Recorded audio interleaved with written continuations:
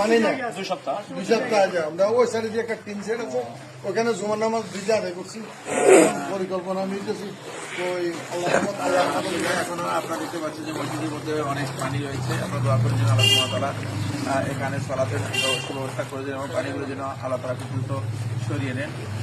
এলাকাবাসীর কষ্ট হচ্ছে, মসজিদে সালাত আদায় করতে পারতেছে না। আলহামদুলিল্লাহ আমরা এখানে এলাকা আসলাম, এলাকার ভাইরা আমাদেরকে খুব সহযোগিতা করেছেন। আল্লাহ তাআলা তাদেরকে আল্লাহ রাব্বুল আলামিন তাদের উপর রহম করুন। এবং এরা আসলে এই এলাকার মানুষ, আমরা জানি যে এরা খুবই সম্ভ্রান্ত এবং মাশাআল্লাহ এদের কোনো সমস্যা নেই, কিন্তু এটা আল্লাহর পক্ষ থেকে একটা পরীক্ষা, এটা পরীক্ষা।